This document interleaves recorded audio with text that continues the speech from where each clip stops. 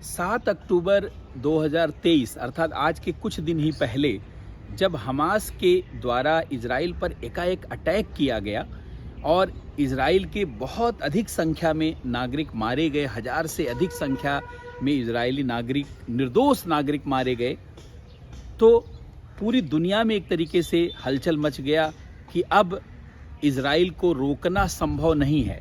Israel जो कार्रवाई Hamas और हिजबुल्लाह जैसे संगठनों पर रुक के कर रहा था, ऑपरेशन के माध्यम से कर रहा था, अब इजराइल ने जंग का ऐलान कर दिया है, युद्ध का ऐलान कर दिया है।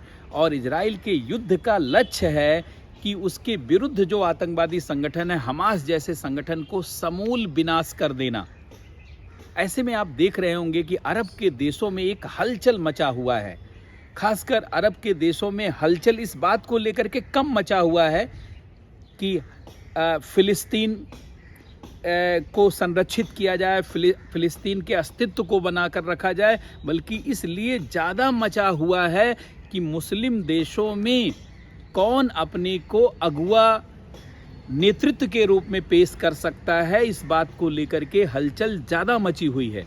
आप देख रहे होंगे कि मुस्लिम देशों के अंतर्गत ईरान मुखर होकर के इजराइल के मुद्दे पर, फिलिस्तीन के मुद्दे पर बोल रहा है। और शुरू में जब हमला हुआ, हमास के द्वारा आतंकवादी अटैक किया गया इजराइल के निर्दोष नागरिकों के ऊपर और तमाम बच्चों, महिलाओं और निर्दोष लोगों को मारा गया, तो शुरू में ईरान के विदेश मंत्रालय के प्रवक्ता ने कहा कि हमास के इस अटैक में हम शामिल हैं। सोचिए, यहाँ तक का बयान था। बाद में खैर वो बयान से मुकर गए, लेकिन ईरान इसके माध्यम से आखिर क्या बताना चाहता है? क्या वह मुस्लिम देशों में यह मैसेज देना चाहता है कि इस्लामिक देशों का भविष्य का मैं नेतृत्व करता हूँ, इस्लामिक देशों के मुद्दों को मैं प्रखर रूप से उठा सकता हूँ, इस्लामिक देशों के मुद्दों के लिए मैं किसी भी हद तक जा सकता हूँ? क्या ईरान यह मैसेज देना चाहता है? और आज आपने देखा होगा कि आज सुबह ही सुबह OIC की मीटिंग बुलाने के लिए ईरान, इराक जैसे देशों ने जो है नोटिस दिया, और OIC organisation of Islamic cooperation, जो इस्लामिक देशों का सबसे बड़ा जानते संगठन है, उसकी आज बैठक होने वाली है।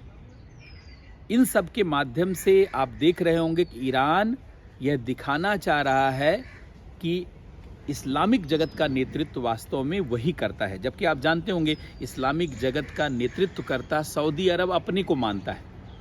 सऊदी अरब को इसलिए भी बढ़त प्राप्त हो जाती है क्योंकि मक्का मदीना जैसे इस्लाम के पवित्र स्थल उसी के देश में है, और इस्लाम की धार्मिक मान्यता के अनुसार जो है मक्का जाना सबके लिए बहुत अनिवार्य है, और जो भी सऊदी अरब का विरोध करता है तो वो उसके इसी अधिकार को कम कर देता है। ऐसे में सारे देशों के ऊपर सऊदी अरब का दबाव होता है, और सऊदी अरब ही वास्तव में मुस्लिम देशों का नेतृत्व करता माना जाता है, और पूरी दुनिया में इसी तरीके का माहौल बना हुआ है। पहले जहाँ टर्की मुस्लिम देशों का नेतृत्व करता माना जाता था, ऑटोमन साम्राज्य जब समाप्त हुआ उसके बाद सऊदी अरब ही नेतृत्व करता बन गया है।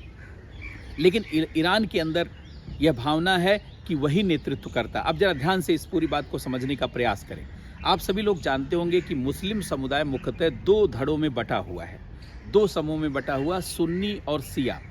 सुन्नियों का नेतृत्व करता सऊदी अरब है, और सऊदी अरब में सुन्नी बहावी जो है विचारधारा को मानने वाले लोग शासन में हैं। शासन का मतलब वहाँ पे साम्राज्यवाद ही चल रहा है, वहाँ कोई लोकतंत्र नहीं है। और ईरान में शिया परंपरा को मानने वाले लोग नेतृत्व करता हैं, और वो शियाओं का नेतृत्व ही मुख्य रूप से करना चाहते हैं, और शियाओं के मुद्दों को प्रखर रूप से रखना चाहते हैं। और शिया सुन्नी में आप जानते हैं वैसे ही संघर्ष है। ऐसे में ईरान अपने को बढ़त बनाते हुए दिखाना चाहता, सऊदी अरब अपने को बढ़त। आपने सुना होगा कि कुछ दिन पहले ही यह निर्णय हुआ था कि सऊदी अरब इजराइल के साथ अपने संबंधों को सुधारेगा, और इजराइल के साथ सऊदी अरब बड़ा समझौता करने वाला था। इजराइल के साथ सऊदी अरब क्यों समझौता करने वाला था? इसलिए समझौता करने वाला था ताकि सुरक्षा के मुद्दे पे, रक्षा के मुद्दे पर वह मध्य पूर्व में, मिडिल ईस्ट में बढ़त बना सके और उसके हितों को कोई देश प्रभावित ना कर सके। खासकर ईरान से उसे मुख्य रूप से चुनौती है, ईरान से वो प्रभावित ना हो। इस नाते वह इजराइल के साथ फिलिस्तीन के मुद्दे से अलग होकर के समझौता करने, आप जानते हैं इजराइल के साथ सबसे पहले समझौता करने वाले देशों में 3 मुस्लिम देश शामिल हैं। यूएई इजराइल के साथ उसका समझौता है, बहरीन इजराइल के साथ उसका समझौता है, सूडान इजराइल के साथ उसका समझौता है, मिस्र जिसको आप इजिप्ट कहते हैं, इजराइल के साथ कई मुद्दों पर उसका समझौता है। अब सऊदी अरब चाहता था कि फिलिस्तीन के मुद्दे पर अगर हम लटके रहेंगे तो इजराइल के साथ हमारा समझौता नहीं होगा और ईरान बढ़त बना ले जाएगा। आप सभी लोग जानते होंगे जितने भी इस्लामिक देश हैं वो शिया सुन्नी के रूप में ही मुख्य रूप से बटे हुए हैं। जैसे सुन्नी में नेतृत्व करता सऊदी अरब है, तो सऊदी अरब के साथ जॉर्डन, ओमान, पहले कतर था, अब तो कतर का थोड़ा सा डिफरेंस हो गया। तो मतलब आप ऐसे समझिए जैसे Saudi Arab, Jordan, Oman, UAE, Qatar, Bahrain, Sudan, ये सब सुन्नी वाले जो लोग हैं उसका ये नेतृत्व करता। दूसरी तरफ ईरान इराक को भी अपने साथ लेता क्योंकि इराक में शिया लोग ज़्यादा है, लेबनान, सीरिया, यमन और ये जो फिलिस्तीन में हमास वाला जो गुट है, आतंकवादी गुट, वो भी शिया लोग हैं। तो ईरान इनका समर्थक रहा है और हमेशा इस मुद्दे पर जानते टकरा जाता है सऊदी अरब के साथ। लेकिन शिया और सुन्नी में देखा जाए, सामान्यतः सुन्नी हमेशा प्रभावी रहे हैं, लेकिन वर्तमान समय में देखा जा रहा है कि शिया प्रभावी होते जा रहे हैं क्योंकि शियाओं का नेतृत्व करते हुए ईरान न्यूक्लियर वेपन तैयार करने के दरवाजे तक पहुंच गया है और ईरान न्यूक्लियर वेपन्स को प्राप्त करना चाहता है, परमाणु हथियार प्राप्त करना चाहता है, इनरिचमेंट यूरेनियम उसने बना लिया है। और ऐसे में सऊदी अरब को लगता है कि अगर शियाओं के पास परमाणु बम आ गया तो सुन्नी ही प्रभावित होंगे, सऊदी अरब ही प्रभावित होगा। यद्यपि पाकिस्तान के पास परमाणु बम है, लेकिन पाकिस्तान को ना कोई शिया में मानता ना कोई सुन्नी में मानता। पाकिस्तान को मुस्लिम देश ही नहीं मानते बहुत सारे देश। वैसे भी पाकिस्तान में जो मुस्लिम हैं, जो मध्य पूर्व के देश हैं, वो कन्वर्टेड मुस्लिम को मुस्लिम मानते ही नहीं। सऊदी अरब की जो धारणा है वो कहता है कि असली मुस्लिम अरब के मुस्लिम हैं, जो कन्वर्टेड मुस्लिम है उसको वो लोग मुस्लिम नज़रिए से देखते ही नहीं। खैर मुस्लिम देश है ये तो सत्य है, पाकिस्तान भी मानना चाहिए, मिडिल ईस्ट के देशों को खैर वो नहीं मानते। लेकिन अगर आप यहाँ पर पूरी बात को समझने का प्रयास करें तो सऊदी अरब चाहता है कि ईरान भविष्य में अगर न्यूक्लियर वेपन्स बना लेता है, परमाणु हथियार बना लेता है, तो वो चुनौती जानते हैं सऊदी अरब को देगा। ऐसे में सऊदी अरब पहले से ही अपने सुरक्षा व्यवस्था को पुख्ता करना चाहता है और ये पुख्ता करने के लिए अमेरिका के साथ रक्षा समझौता चाहता है। लेकिन अमेरिका के साथ आप रक्षा समझौता मध्य पूर्व में तभी प्रभावी बना पाएंगे जब इजराइल के साथ आपका समझौता होगा, क्योंकि मध्य पूर्व में इजराइल के माध्यम से भी अमेरिका अपने सुरक्षा के बहुत सारे उपाय करता रहता है। यही कारण है कि सऊदी अरब ने निर्णय ले लिया था और अभी अगर ये घटना नहीं हुई होती तो मात्र 10 दिनों के बाद ही सऊदी अरब का इजराइल के साथ समझौता होने जाने वाला था और यूएई, बहरीन, सूडान जैसे मुस्लिम देशों की तरह सऊदी अरब का भी इजराइल के साथ समझौता हो जाता। लेकिन हमास ने अटैक करके एक तरीके से सऊदी अरब के सामान्य होने वाले समझौते को भी रोक दिया, क्योंकि सऊदी अरब यह मैसेज नहीं देना चाहेगा तुरंत मुस्लिम देशों में कि वह फिलिस्तीन का समर्थक नहीं है, इजराइल का समर्थक है, ऐसा मैसेज नहीं देना चाहेगा। लेकिन आप जानते हैं जिस तरीके से ईरान जो है झंडा लेकर चल रहा है फिलिस्तीन और हमास का, वस्तुतः वो फिलिस्तीन का झंडा नहीं लेके चल रहा है, दिखा रहा है वो हमास का झंडा लेके चल रहा है। हमास में जो लोग शामिल हैं, आतंकवादी हैं, वो शिया आतंकवादी, मतलब शिया विचारधारा को मानने वाले आतंकवादी हैं। ऐसे में ईरान उनका सपोर्टर रहा है, वही उनको हथियार देता रहा है, रक्षा उपकरण देता रहा है, बहुत और सारी चीज़ें उपलब्ध कराता रहा है। ऐसे में वो चाहेगा कि उसका समर्थन करे, लेकिन इसी के माध्यम से पूरे मुस्लिम जगत में भी ईरान चाहता है कि एक संदेश जाए कि हम ही मुस्लिम हितों को संरक्षित करने वाले देश हैं और हम ही को मुख्य रूप से मुस्लिम देश माना जाए। लेकिन सुन्नी विचारधारा मानने वाले मुसलमान और उसका नेतृत्व करने वाला सऊदी अरब ये कभी भी स्वीकार नहीं कर सकता। यद्यपि आपने देखा होगा अभी कुछ दिन ही पहले, 3-4 महीने पहले, चीन के नेतृत्व में सऊदी अरब और ईरान के बीच में समझौता कराया गया। पहली बार एक मीटिंग हुई, बातचीत हुई, लेकिन बरसों के, जानते हैं, सैकड़ों बरसों का जो मनमुटाव है, बंटवारा है, उसको एक मीटिंग से या चीन के नेतृत्व में किए गए समझौते से नहीं भरा जा सकता। यही कारण है कि सऊदी अरब ने मीटिंग तो कर लिया, बातचीत की प्रक्रिया भी शुरू कर दी, लेकिन सऊदी अरब आशंकित है। सऊदी अरब अपने को, अपना दुश्मन इजराइल को, अमेरिका को या ऐसे देशों को नहीं मान करके ईरान को ही मानता है। और यही कारण है, आप देख रहे होंगे पूरी दुनिया के, खासकर जो सुन्नी विचारधारा को मानने वाले मुस्लिम हैं, वो फिलिस्तीन का समर्थन नहीं करते। फिलिस्तीन का समर्थन करने वाले मुस्लिम ऐसे ही लोग हैं जो मुख्यतः शिया विचारधारा से प्रेरित हैं, या जो कायदे से समझते ही नहीं, जो मुस्लिम नाम से इकट्ठा हो जाते हैं, इस्लाम के नाम पे इकट्ठा हो जाते हैं। खासकर भारत के मुस्लिमों में बड़ा कन्फ्यूज़न रहता है। आप देखिए बहुत सारे यहाँ के मुस्लिम भी जो है फ़िलिस्तीन का समर्थन कर रहे हैं। सिर्फ इसलिए कई समर्थन कर रहे हैं कि फ़िलिस्तीन मुसलमानों का देश होना चाहिए। ये मतलब धर्म के प्रति झुकाव के नाते बिना लॉजिकल हुए जो है इस बात को समर्थन दे रहे हैं। क्या जात के आधार पर, धर्म के आधार पर, क्षेत्र के आधार पर, भाषा के आधार पर गलत चीज़ों का भी समर्थन किया जा सकता है? क्या हमास ने जो अटैक किया, निर्दोष नागरिकों, बच्चों, महिलाओं को मारा, एक फेस्टिवल हो रहा था उसमें लोगों को चुन चुन करके मारा, क्या इसको सही कहा जा सकता है? कई लोगों का कहना नहीं। आप दूसरे पक्ष को भी देखिए, फिलिस्तीन के साथ कितनी जाति हुई, तो क्या आप ये उपाय चुन सकते हैं? आपके साथ अगर कोई जाति हुई, कोई जानते समस्या आई, तो उसके निदान का एक तरीका होता है सभ्य समाज का। हम उच्चतर मानवीय मूल्यों को नहीं खो सकते। हम अपनी लड़ाई को लोकतांत्रिक तरीके से भी जारी रख सकते हैं। बहुत सारी ऐसी समस्याएं भारत के सामने भी है कि भारत को तोड़ने का बहुत सारा प्रयास हुआ, भारत को कई भागों में तोड़ दिया गया। तो क्या हम अब सारे देश पे अटैक करके दोबारा वापस ले लें? क्या हम पाकिस्तान पे अटैक करके उसको वापस ले लें? पाकिस्तान तो बहुत ज्यादती कर रहा है भारत के साथ। म्यांमार को अलग कर दिया गया, क्या हम उसको अटैक करके ले लें? क्या बांग्लादेश को ले लें या उसके लोगों पर जानते इस तरीके से कार्रवाई करें? एक तरीके से भारत के लोगों को भी कचोटता है कि अखंड भारत होना चाहिए, भारत इतना बड़ा था, भारत लगातार कम होता चला गया, चीन लगातार बढ़ता चला गया।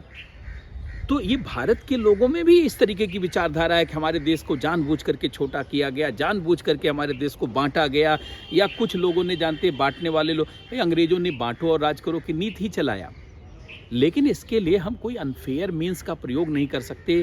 आज के सभ्य समाज में उच्चतर मानवीय मूल्यों को खो नहीं सकते। कमज़ोर और बहुत ही असहाय लोगों को इस तरीके से मार नहीं सकते कि बुजुर्गों को, सोचिए बुजुर्गों को मार रहा है, विकलांगों को मार रहा है, महिलाओं को मार रहा है और नंगा घुमा। क्या तुम्हारी सोच है? क्या तुम देश बनाओगे जी? तुम्हारे जैसे आतंकवादी लोगों को कभी देश नहीं मिलना चाहिए। इतना नालायक, जो पशुओं जैसा जानते हैं व्यवहार करती हैं। बल्कि मुझे इजराइल के प्रधानमंत्री का एक बयान बहुत अच्छा लगा। उन्होंने कहा कि ये युद्ध मानव और पशु के बीच में है। जो इस तरीके की सोच रखता है, चाहे पक्ष हो विपक्ष हो, महिलाएं महिलाएं हैं, बच्चे बच्चे हैं, निर्दोष नागरिक जानते हैं सबके भाई हैं। आप सेना पे अटैक करिए, सेना के लोगों को आप चुनौती दीजिए, जिनसे आपको चुनौती मिलती है तो उसको लॉजिकल कहा जाएगा और उसके लिए दुनिया में समर्थन मिलेगा। अब इस मुद्दे पे आपको कभी समर्थन नहीं मिल सकता, और फिर भी तो ऐसे में आप देखें तो पूरे जो है अरब के देशों में हलचल मची हुई है। मतलब ईरान इसका राजनीतिक लाभ लेना चाहता है, और ईरान इसी इजराइल वाला जो हमास के अटैक वाला मुद्दा है, इसी से अपने को पूरी दुनिया में एक प्रमुख देश के रूप में प्रस्तुत करना चाहता है। लेकिन सऊदी अरब ऐसा होने नहीं देगा। इसीलिए आप देखिए सऊदी अरब लगातार वार्ता कर रहा है जॉर्डन से, मिस्र से और फिलिस्तीन से, और फिलिस्तीन के अधिकारों के संदर्भ में कुछ प्रयास भी करने की कोशिश कर रहा है। वो ईरान को इस तरीके से खुला नहीं छोड़ सकता। लेकिन दूसरी तरफ ईरान भी लगा हुआ है, वो इस्लामिक ऑर्गेनाइजेशन की बैठक बुला करके अपने तमाम मुद्दों को रख रहा है, इतना एग्रेसिव रख रहा है जैसे लगता है कि सारा चीज़ ईरान के सोचने से ही हो जाएगा। तो जो विद्यार्थी यूपीएससी की तैयारी कर रहे हैं, सिविल सेवाओं की तैयारी कर रहे हैं, इस विषय को जरा समझने का भी प्रयास करेंगे। ये नहीं समझेंगे कि आप ईरान का सक्रिय होना इस्लामिक हितों के लिए कार्य करना है। या सऊदी अरब का सक्रिय होना इस्लामिक हितों के लिए कार्य करना है, या फिलिस्तीन के अधिकारों के पक्ष और न्याय की बात करना, बल्कि ये लोग रोटी सेकने का प्रयास कर रहे हैं इस घटना के साथ, जिसमें ईरान का रवैया बिल्कुल जानते सही नहीं कहा जा सकता है। यद्यपि ईरान भारत का मित्र देश रहा है, लेकिन हमारा मित्र भी कोई हो और विपरीत काम करे उसे हम समर्थन नहीं दे सकते। गीता का उपदेश भगवान कृष्ण ने इसीलिए दिया। अर्जुन युद्ध नहीं लड़ना चाहता था। अर्जुन ने कहा मैं अपने लोगों से कैसे युद्ध लड़ सकता हूँ। युद्ध के मैदान में ही जाकर के अर्जुन को मोह हो गया, अपने भाई, अपने मामा, अपने लोग, इनको हम कैसे इनसे युद्ध लड़ेंगे। तो भगवान कृष्ण ने कहा अर्जुन, अपना या पराया कोई मायने नहीं रखता, गलत गलत है, अन्याय अन्याय है। जो भी अन्याय करता है उसके खिलाफ हथियार उठाओ, जो भी गलत करता है उसको मारो। गलत गलत है, उससे संबंध नहीं स्थापित किया जा सकता। गीता का यह उपदेश हमें मैसेज देता है कि हमें आतंकवाद और आतंकवादियों के पक्ष में कभी भी बात नहीं करना है। जो मानवता के लिए और जो मानवीय समाज के लिए धब्बा बने हुए हैं, और जो हथियार के दम पे भय दिखा करके, बर्बरता फैला करके, क्रूर व्यवहार करके जो चाहते हैं उनके पक्ष में चीज़ें आ जाएं, ऐसा कभी भी नहीं होना चाहिए। तो खैर, आप जो इस समय इजराइल का मुद्दा चल रहा है उसको लेकर के इस डिस्कोर्स को देख सकते हैं, और देख सकते हैं कि अरब के देशों में हलचल इसलिए नहीं है कि फ़िलिस्तीन की अधिकार को लेकर के हलचल इसलिए है कि अपने अधिकार को लेकर के, अपने को अगुआ बनाने को लेकर के, और इसमें दो धड़ा साफ साफ दिखाई देता है, ईरान के नेतृत्व में, सऊदी अरब के नेतृत्व में। अच्छा, ईरान के साथ इस समय कुछ देश सामयिक रूप से आ गए हैं, जैसे कतर इसलिए आ गया, कतर विरोध करता है सऊदी अरब का, और एक टर्की का राष्ट्रपति है जो कुछ भी बोल सकता है। उसको लगता है कि दुनिया की सबसे बड़ी समस्या है कश्मीर का भारत से अलग होना। जो भारत का विरोधी इतना बड़ा अर्दोगन जैसे पागल व्यक्ति को मैं क्या बोलूं, वो उसके अपने देश की समस्या उसके लिए समस्या नहीं है, अपने देश में प्रॉब्लम उसको प्रॉब्लम नहीं। आर्मेनिया के साथ उसकी टकराव है, वो समस्या नहीं है। साइप्रस के साथ उसका टकराव, वो समस्या नहीं। सीरिया के साथ उसका टकराव, वो समस्या नहीं। समस्या है भारत से कश्मीर अलग हो जाए। मतलब जितना पाकिस्तान के लोग भी नहीं चाहते कि भारत से कश्मीर अलग, बल्कि पाकिस्तान में लोग चाहते हैं कि जो पाकिस्तान के कब्जे वाला कश्मीर भारत में मिल जाए। कई लोगों ने, जानते, लाहौर में बसरते बातचीत के दौरान ये कहा कि आखिर पाकिस्तान में रह के किसी को क्या मिल रहा है, कटोरा लेकर घूम रहे हैं हम लोग एल्युमिनियम का। इससे अच्छा है कि जानते हो जो पाकिस्तान के कब्जे वाला भाग है वो भारत के साथ ही मिल जाए, कम से कम सुख से तो रहेगा, खाना पीना तो मिलेगा। सोचिए, पाकिस्तान का आदमी चाह रहा कश्मीर भारत के साथ रहे, और गुलाम कश्मीर या पाकिस्तान का भी कुछ भाग भारत के साथ मिल जाए। वहीं दूसरी तरफ टर्की चाह रहा है। तो ऐसे ऐसे लोग हैं, वो खैर ईरान के साथ नया गुट बनाने में लगे हुए हैं, और ऐसे देशों का समर्थन रूस भी, थोड़ा बहुत चीन भी कर रहा है। लेकिन अंततः जानते हैं, ये जो 7 अक्टूबर को हमास के द्वारा अटैक किया गया है, इसने इजराइल को खुली छूट दे दी है। पहले इजराइल के ऊपर दबाव भी बनाया जा सकता था, उसे रोका भी जा सकता था कार्रवाई से, और कहा जा सकता था फिलिस्तीन के अधिकारों को ध्यान में रखिए। अब चूंकि एक तरफा अटैक हुआ है तो इजराइल ने जंग का ऐलान कर दिया है। अब वो जब तक हमास को समाप्त नहीं करेगा और आतंकवादी संगठनों पर नियंत्रण नहीं कर लेगा, उसका समूल विनाश नहीं करेगा, तब तक ऐसा नहीं लगता कि इजराइल को रोका जा सकता है। और रोकने के लिए किसी के पास अब न तो नैतिक साहस है और न ही कोई तर्क बनता है। तो आज के इस सेशन में इतना ही। बहुत बहुत धन्यवाद सबको, बहुत बहुत नमस्कार।